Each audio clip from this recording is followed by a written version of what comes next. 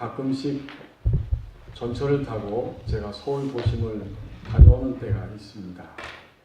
갈 때에는 출근 시간을 피해서 가기 때문에 편안하게 대부분 앉아서 가지만 돌아올 때는 퇴근 시간하고 겹치기 때문에 서서 오는 경우가 거의 대부분입니다. 이 경의선이 중요한 지점을 다 통과하더라고요. 그리고 상당히 노선이 길어요. 돌아오면서 인산 쪽으로 오면 올수록 퇴근 시간이 다가오고 지나가면 사람들이 가득가득 찹니다. 서울 어디를 가느냐에 따라서 다르겠지만 보통 1시간 또는 1시간 반 정도 서서 전철을 타고 돌아오게 됩니다. 여기서 운동한 사람과 운동하지 않은 사람의 차이가 있다는 것을 실감합니다. 운동을 규칙적으로 꾸준히 한 사람, 그리고 운동을 조금 한 사람, 운동을 전혀 하지 않은 사람이 있죠. 열심히 땀 흘리면서 걷기 운동, 달리기 운동한 사람은, 그리고 조금 운동한 사람도 충분히 1시간 이상을 서서 견딜 수 있고 또 어느 정도 힘들지만 견디기도 하는데, 운동을 전혀 안 한 사람은 오는 동안이 고통스럽습니다. 머리도 아프고 등도 막 너무 뻐근뻐근하고 나중에는 막 힘이 들고 피곤해서 짜증이 납니다. 오늘 예배하는 이 자리에 계신 여러분 어디에 속하십니까? 운동을 많이 하셨어요? 고개를 끄덕이는 분도 계시네. 그래요. 또 운동을 조금 어느 정도 하고 있습니다. 전혀 안 하시는 분들도 있어요. 그런데 제가 그 전철에 서서 오면서 예외 없이 하나같이 여러분들의 모습을 바라보는데 제 마음에 느껴지는 사실이 있습니다. 열심히 핸폰을 켜고 카톡을 문자를 주고받고 또 게임을 하고, 어떤 경우에는 영어 공부하기 위해서 그 외화 드라마를 딱 켜놓고 귀에 꽂고 듣고 있더라고요. 어떤 중년 아저씨는 열심히 공부하느라고 강의를 듣고 계시더라고요. 또 다른 분들은 가만히 서서 뭔가 창가를 바라보면서 생각합니다. 어떤 분들은 눈을 지그시 감고 졸기도 하고 주무시기도 하는데, 모든 사람에게 공통적으로 한 가지 느껴집니다. 여기 안에 있는 모든 사람들은 적어도 자신의 인생을 누구나 다 잘하기 위해서 아주 치열하게 열심히 그들의 인생을 살고 있다는 사실입니다. 전 그것을 충분히 느낄 수 있습니다.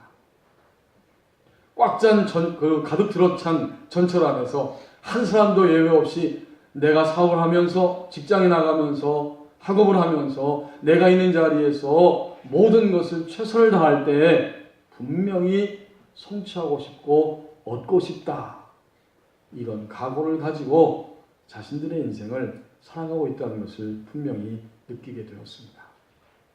하나님이 오늘 우리에게 주신 본문 말씀을 보십시오. 오늘 11장 8절 잠언 말씀에 보면 누구나 잘하기를 원합니다. 의인은 이러이러하다, 악인은 이러이러하다 라고 말씀하시는데, 누구든지 나름대로 잘하고 싶어서 잘하기 위해서 달려가다 보니까 의인도 되고 악인도 되는 겁니다. 누구든지 그 소원을 가지고 인생을 사는데 안타깝게도 악인도 되고 때로는 의인도 되는 거예요. 한국 사람들이 얼마나 잘하기를 원하는지 2005년에 작고한 미국의 현대 경영학의 창시자라고 평가받는 그 피터 드러커라고 하는 경영학자가 한국에 대해서, 한국 사람에 대해서 이렇게 이야기했습니다. 역사상 한국만큼 빠르고 철저하게 사회 변혁을 경험한 나라는 없습니다. 내가 한국을 처음 만난 것은 한국전쟁이 끝난 직후인 1953년이었습니다. 당시에 한국 사람들 대부분은 농촌에서 살고 있었고 한국 경제는 거의 전적으로 농업에 의존하고 있었습니다. 그리고 당시 한국의 식자율은 일제시대의 일본 정부의 그 온갖 방해에도 불구하고 상당히 높은 편에 속하였습니다. 하지만 일본의 강압적인 정책으로 인해서 초등학교 이상의 교육을 받은 사람은 매우 드물었습니다.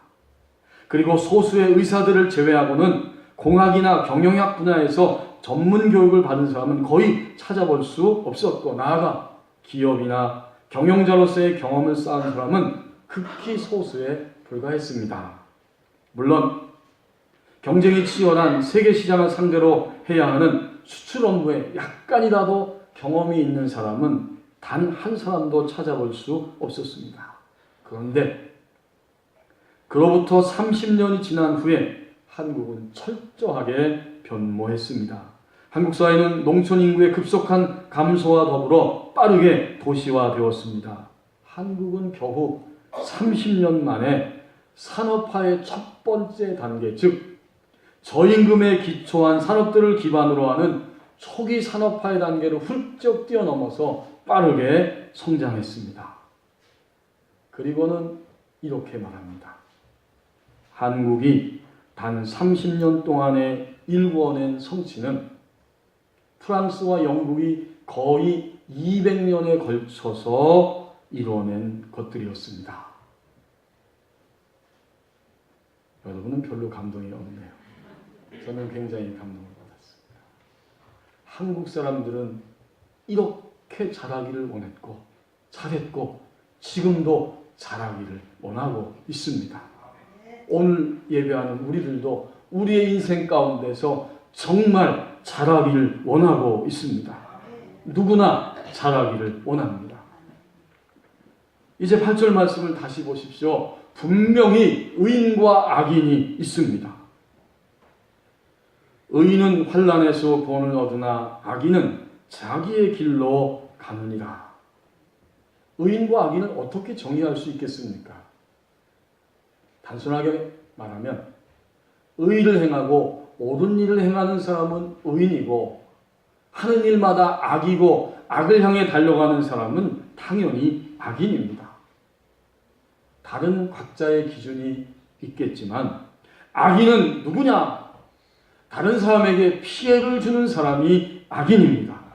더 나아가서 내가 피해를 주고 있다고 하는 사실을 깨닫지 못하고 있고 그래서 그것을 인정하지 않고 용서를 구하지 않는 사람이 역시 악인입니다. 세계 2차 대전이 끝났을 때 독일이 패망했죠. 그때 유대인들 수백만 명이 학살을 당했는데 유대인을 죽인 혐의로 붙잡힌 안시만이라고 하는 이 학살범이 아르헨티나에서 체포돼서 그 전범 재판을 받았습니다. 이제 사형이 언도되었을 때 그가 사형 집행장에서 남긴 유명한 그런 말이 있습니다. 나는 독일이라고 하는 수레바퀴에서 따라 돌아간 톱니바퀴일 뿐이다. 나는 어쩔 수 없었다.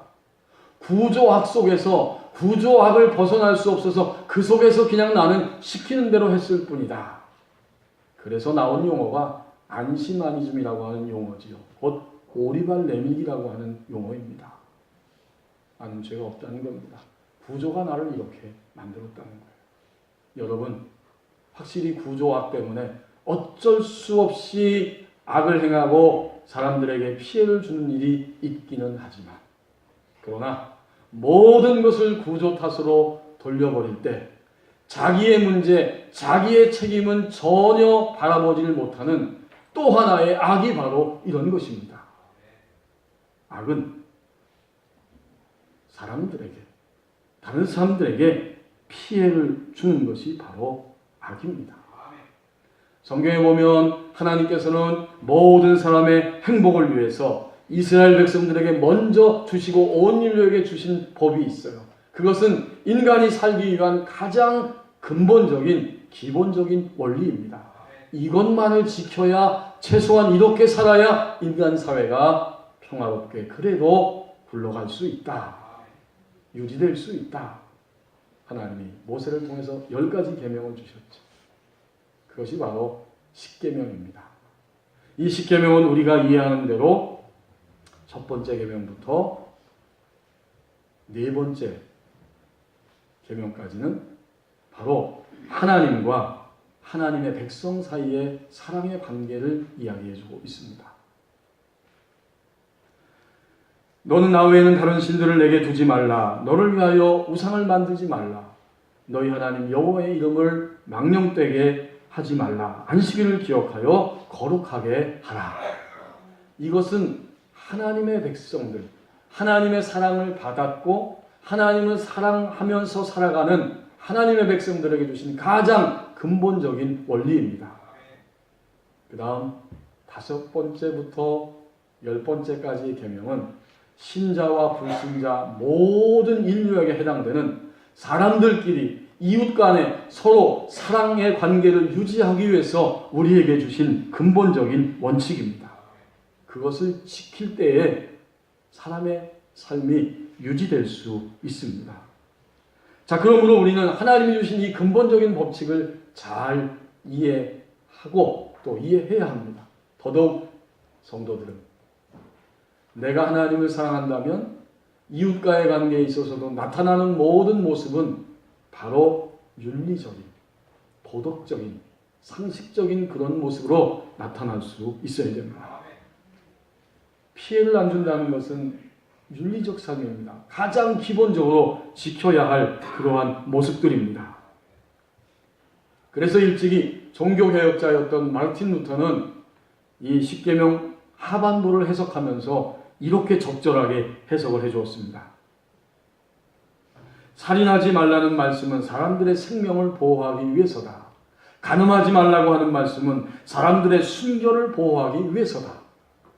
도둑질하지 말라고 하는 말씀은 사람들의 사유재산을 보호하기 위해서다. 거짓 증거하지 말라고 하는 말씀은 사람들의 인격을 보호하기 위해서다.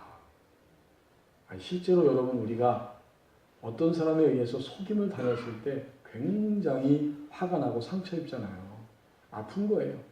속인 사람도 당연히 양심이 편치 않게 되어 있습니다. 이것이 하나님이 가장 근본적으로 우리에게 주신 그런 십계명의 말씀이라는 겁니다. 여러분, 루터의 이 말을 들을 때 어떤 생각이 드십니까?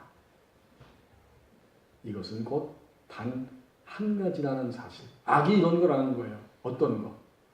다른 사람들에게 피해를 주는 것이 악이다. 이제 우리는 여기서 분명히 알 수 있습니다. 악인이 누구인가?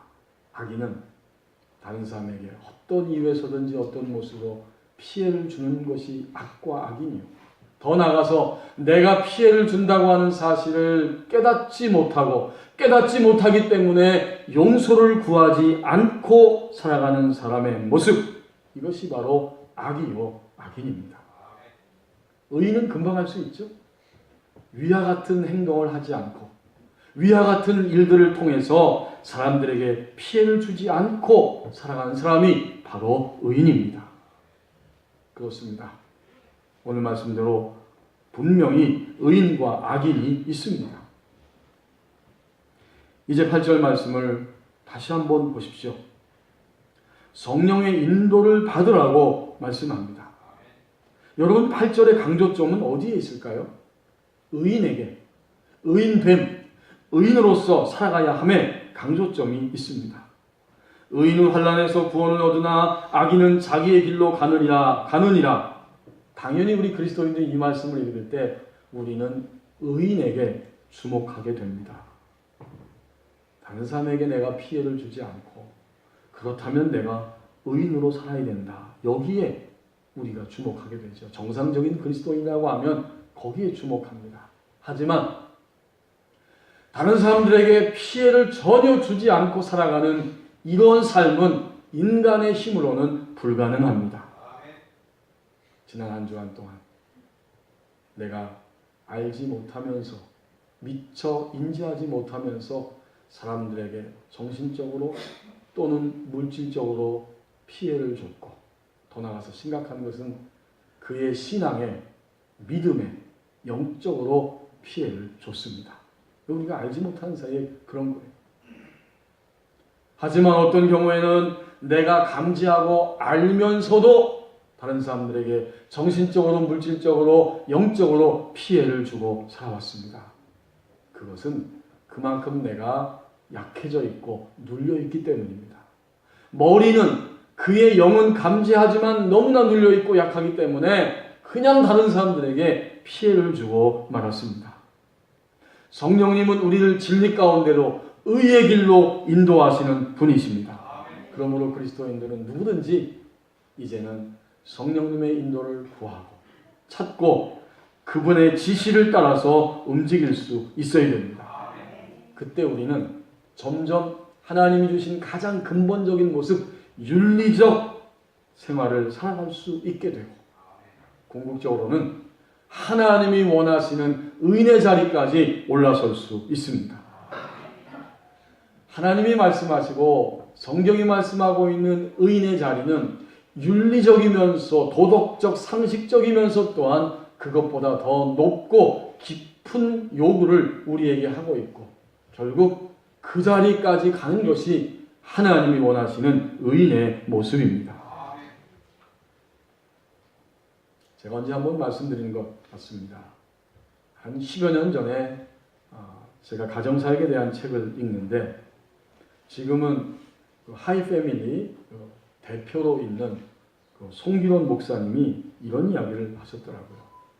그 부인은 김양숙 원장님이신데 이제 그분이 오래전에 가정사역에 대해서 눈을 뜨게 됐습니다. 그 부부가 얼마나 사이가 안 좋고 서로 너무 심각하게 갈라서 갈등하면서 그래 이혼 도장 찍자 하고 끝내기까지 하는 그 자리까지 갔었는데 이제 거기서 하나님의 뜻을 다시 발견하고 이제는 가정사역을 위해서 우리 부부가 달려가야 된다 이런 사명을 받고 그 길로 달려가는데 이 송 목사님이 아주 말씀을 잘합니다. 여러분 지금 들어가도 참 재밌게 잘해요. 그 당시에도 점점 주가가 올라가니까 교회에서 또 기관에서 강연을 부탁하고 해서 열심히 다니고 있었습니다. 그러면서 이 송 목사님 마음속에 내가 이렇게 하나님에 의해서 이 일을 감당하면서 이제는 좀 도움이 되어야겠다 생각하고 앞으로 어느 모임에 또는 특별히 교회 가서 가정사역 세미나를 하고 말씀을 전할 때 100명 이하의 교회는 내가 사례비를 받지 않겠다 결심을 했습니다. 그리고는 요청하는 대로 다 전국을 다니는데 30명, 50명, 60명, 80명, 한 90명 가까이는 눈에 딱 감이 오는 거예요. 그런데 가만히 막 열심히 다니다 보니까 어느 교회 갔는데 열심히 설교하고 가족 이야기를 하고 있는데 이게 99명이야, 100명이야 이런 생각이 머리에 턱 든다는 거예요. 내 모습이 이런 모습이구나. 어느새 하나님의 말씀을 가정에 대한 그 사명을 열심히 깨우친다고 하면서 저기 99명인지 100명인지 헷갈리네. 이런 생각을 머릿속에 하고 있더라. 그런 고백을 하는 것을 제가 읽어보았습니다. 그 다음에 그 목사님이 어떻게 하셨는지는 잘 몰라요. 그 책에 나와 있지 않으니까. 여러분 우리 같으면 어떻게 하면 좋겠습니까? 이게 99명이야 100명이야 어떻게 하면 좋겠어요? 99명이라고 생각하고 그 강사비 사례를 받아와도 괜찮습니다. 그건 악이 아니에요. 왜? 당연히 강사를 초청했으면 강사비 주는 거 당연하죠. 그래서 그냥 99명이야 생각하고 강사비 받아와도 아무 하자 없습니다. 그 교회에게 사람들에게 피해 주는 것 아닙니다. 또 100명이라고 생각하고 강사비를 받지 않으면 이것은 피해를 주지 않는 것뿐만 아니라 오히려 그 교회를 유익하게 하는 겁니다. 아무 하자 없어요. 그런데 하나님께서는 우리에게 바로 이러한 삶의 순간 이런 지점에서 성령의 인도함을 받아야 한다고 말씀합니다. 성령께서는 큰 교회 가서 말씀 전하고 강연을 했을지라도 큰 교회라고 해도 그걸 다 받으라고 말씀하실 수 있어요. 그럼 받아오는 겁니다. 또 성령께서는 작은 교회라고 해도 작은 교회 가서도 또 받으라고 말씀하실 수도 있습니다.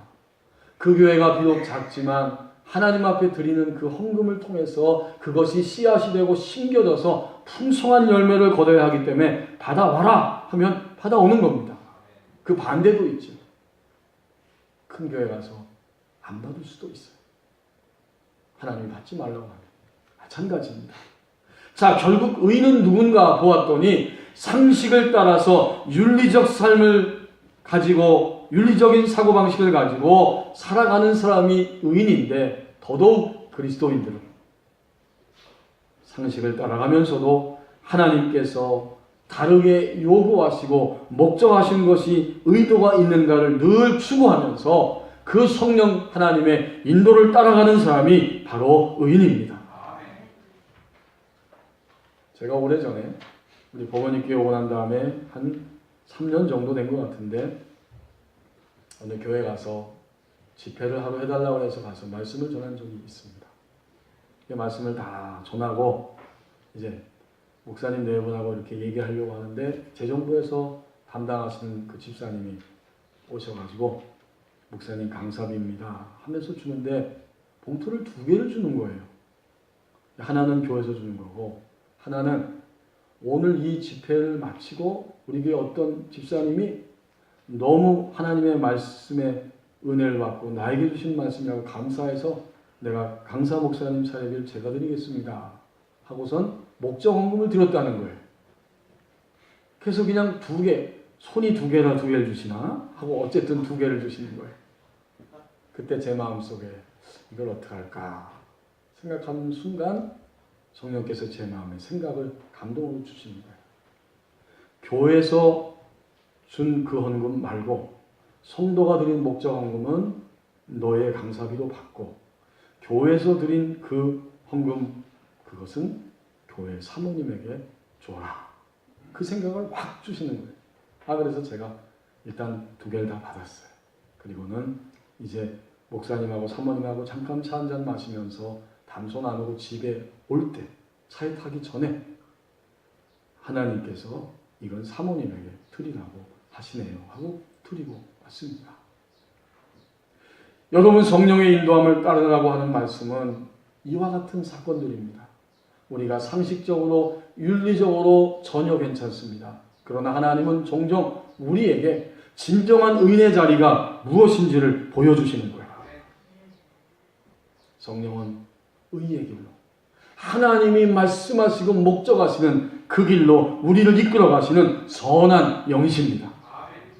그러면 사람들을 의의 길이 아니라 악인의 길로, 다른 사람들에게 피해를 주고 아프게 하고 힘들게 하고 하나님 나라를 자꾸자꾸 공격해서 작게 만들려고 하는 그런 생각을 가지고 덤벼드는 그런 길로 이끄는 그런 영도 있을 것입니다. 그게 누구일까요? 그것은 성경이 누누이 이야기하고 있는 바로 악한 영입니다.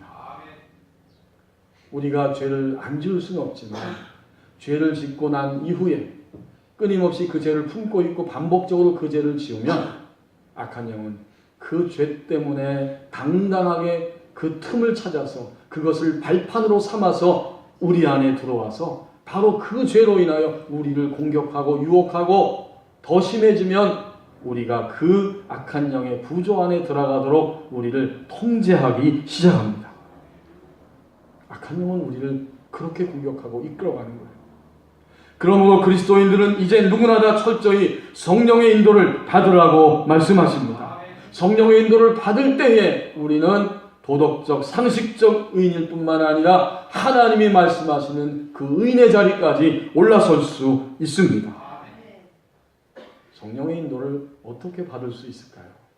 아주 간단하게 우리는 분명히 알 수 있습니다. 먼저 약속을 붙잡으라 입니다. 하나님은 우리에게 성령님을 보내주신다고 약속하셨고, 보내셔서 우리의 생활을 인도하신다고 약속하십니다. 예수님이 요한복음 14장 26절에서 아버지께서 내 이름으로 보내실 성령 그가 내가 말한 모든 것을 생각나게 하고 너희에게 가르쳐 주실 것이다. 약속을 붙잡는 겁니다. 2번째는 죄를 회개하라 입니다. 어떤 죄일까요? 여태까지 내가 성령의 인도함을 구하지 않고 따르지 않은 죄를 회개해야 합니다. 그리고 지금 현재 내가 짓고 있는 죄, 그것을 회개해야 합니다. 세 번째는 성령님을 초청하라입니다. 지금 내 안에 오시옵소서. 그리고 내가 당면한 이 일 가운데, 소위 이 문제 가운데 오시옵소서. 오시되 분명한 증거로, 내가 알 수 있는 사인으로 내게 임하시옵소서 라고 성령님을 초청해야 됩니다. 여러분, 성령님은요 인격이시기 때문에 우리를 감동하시지만 우리가 요구하고 요청하고 초청할 때 우리에게 더 분명하고 확실하게 오십니다. 성령님을 초청해야 돼요. 마지막 네 번째는 성령의 감동에 순종하라. 당연하지. 우리가 초청해서 우리의 사건을 말씀드리고 우리의 고통을 말씀드리고 그래서 하나님이 원하시는 의의 길이 무엇인지를 인도해달라고 구할 때 모든 그리스도인들에게 주시는 특권이 있는데 성령이 반드시 인도해 주십니다. 그 감동이 내게 왔을 때 우리는 철저하게 그 감동을 순종해야 됩니다. 악한 길로 이끌어가는, 사람들에게 피해를 주고 피해를 주면서도 깨닫지 못하고 깨닫지 못함으로 인정하지 않고 용서를 구하지 않는 그 악한 길에 서지 말고 우리를 의의 길로, 의인의 길로 인도하시는 성령의 인도를 받으라고 말씀합니다. 이제 마지막으로 8절을 다시 한번 보십시다. 각자의 열매를 얻게 하신다고 말씀합니다. 의인의 열매가 있고 악인의 열매가 있습니다. 의인은 환난에서 구원을 얻으나 악인은 자기의 길로 가느니라. 의인은 환난에서 구원을 받는다. 그런데요, 하나님이 주신 근본적인 원칙, 보편적인 상식과 윤리를 따라가도 의인에게는 환난이 있고 또 성령의 인도를 따라서 움직임에도 불구하고 심지어 환난이 찾아올 수 있습니다. 그래서 오늘 여기 8절 상반절에서 의인은 어떻게든 의인인데 의인의 길을 갈지라도 환난이 있다. 하지만 환난에서 구원을 얻는다. 하나님이 이 열매를 반드시 주신다고 보장하시는 거예요. 만약 의인으로서 끊임없이 그 길을 계속 간다면 하나님은 반드시 그에게 열매를 주십니다. 환난에서 건져주시는 거예요. 환난은 대적으로 인한 고통과 역경이 바로 환난입니다. 이 환난에서 건져주신다. 이 말씀은 우리에게 축복입니다. 그러면서 동시에 도전입니다. 지금도 수많은 그리스도인들이 우리가 익히 듣고 읽는 것처럼 그 많은 환난에서 건져냄을 받고 하나님이 이렇게 축복하셨다고 간증하는 영광의 기쁨의 소리를 들려주고 있고 듣고 있습니다. 그런데 반면에 여전히 수많은 그리스도인들이 자신을 둘러싸고 있는 그 환난에서, 고통과 역경에서 벗어나지 못하고 신음하면서 고통의 소리를 바라고 있습니다. 그런 측면에서 도전입니다. 여러분, 만약 우리 그리스도인들이 계속해서 환난에 둘러싸여서 벗어나지 못하고 있다면 그 대적자들이 주는 고통과 역경은 도대체 어디에서 온 것입니까? 안타깝게도 대부분의 경우에는 그 대적자가 외부에 있는 것이 아니라 바로 그 사람 자신이 자신을 대적하는 경우가 많습니다. 자기가 자기의 대적자예요. 듣는 기도라고 하는 책을 쓴 데이브 올슨, 린다 올슨 목사님 부부가 계신데 그분들이 미국에서 목회하고 있을 때 그 목회하는 지역에서 멀리 떨어지지 않은 곳에 굉장히 험악하게 살아가는 사람들이 있었다고 합니다.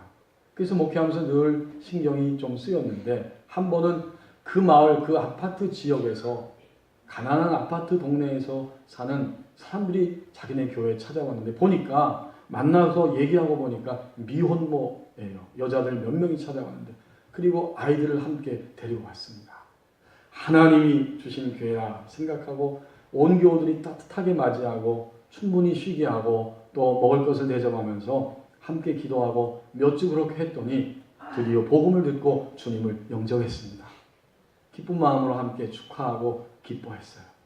그리고는 그들이 살고 있는 지역을 어느 날 신방을 하게 되었는데 그 신방의 현장 아파트에 가서 굉장히 두렵고 또 실망을 했다는 겁니다. 거기 가보니까 그 미혼모들을 붙잡고 있는 그 남자들이 있는데 그들이 이들을 미혼모로 고용하고 있고 아이들을 억압하고 있고 또 마약을 밀매하는 여자, 그 대부 같은 여자가 또 거기에 있는 겁니다. 끊임없이 그 동네는 폭력이 일어나고 있고 주말만 되면은 경찰차가 출동하는 소리가 쉼없이 일어나는 바로 그런 동네입니다.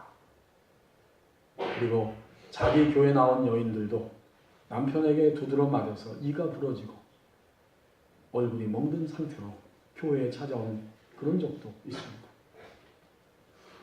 두렵기도 하고 절망스럽기도 해서 이것을 어떻게 할까 하고 하나님 앞에 기도하고 있는데 그 시즌이 바로 겨울이 됐고 크리스마스 시즌이 다가오고 있습니다. 기도했는데 하나님이 그 아파트 중심에다가 성탄 트리를, 성탄목을 장식하라고 하는 그런 감동을 주셨습니다.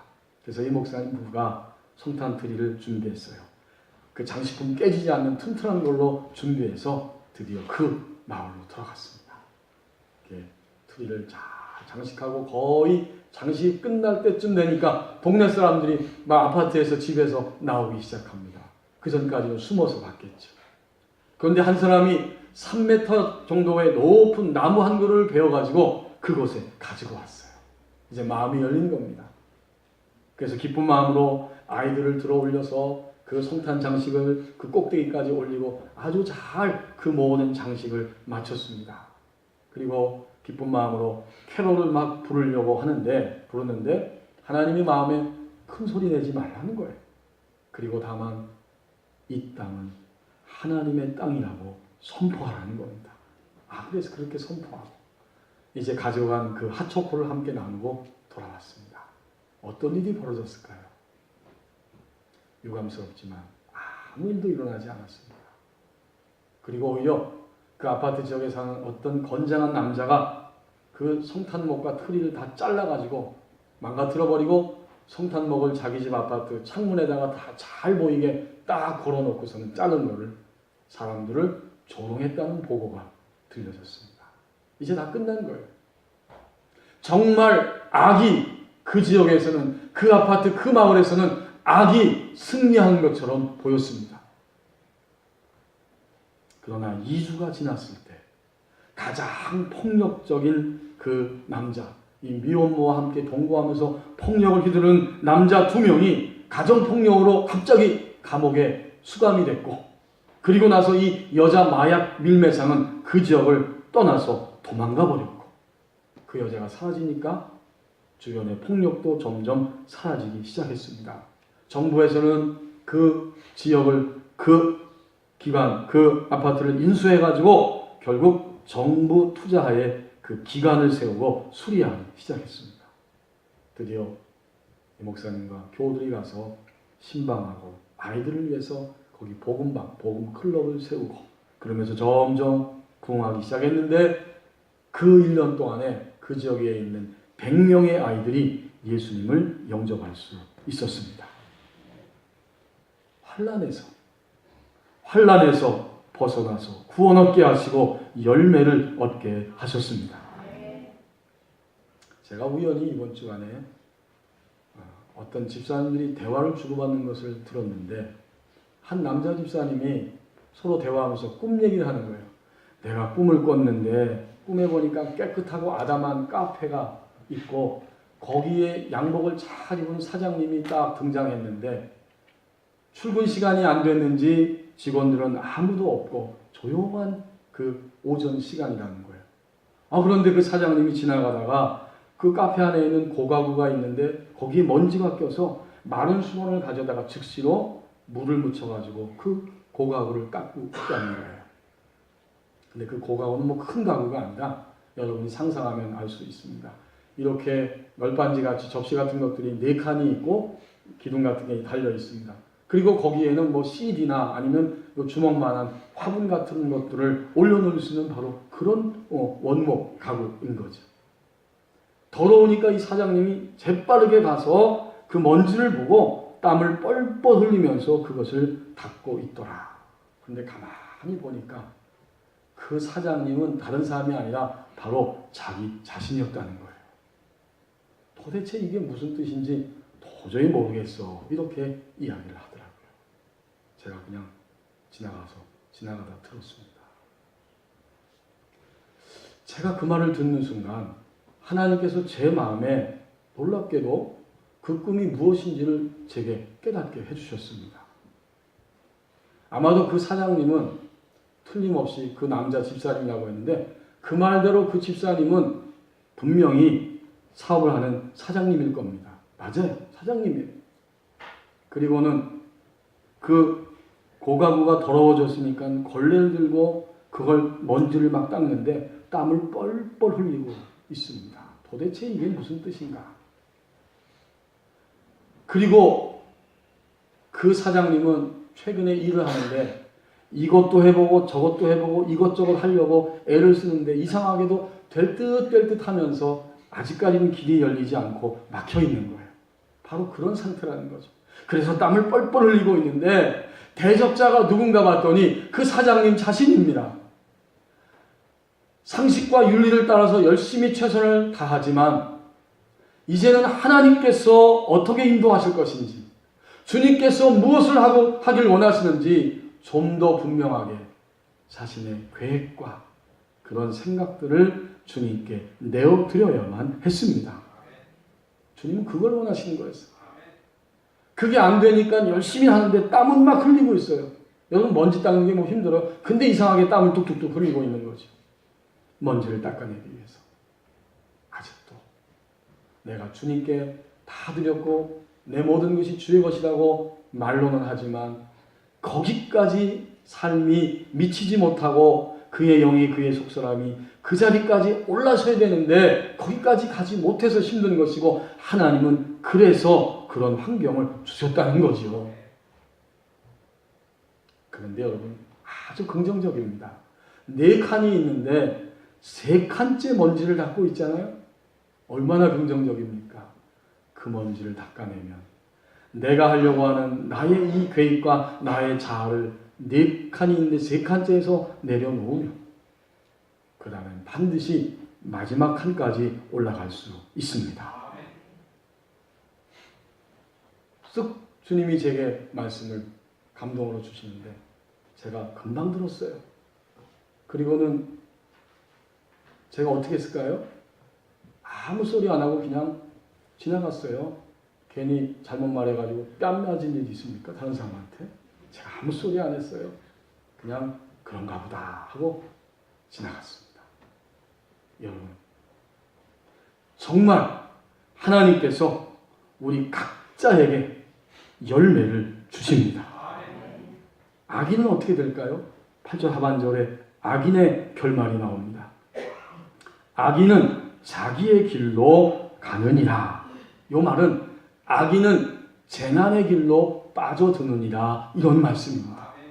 우리 그리스도인들은 악인에 대해서 딱 한 번만 심각하게 생각하고 지나가는 겁니다. 악인이에요.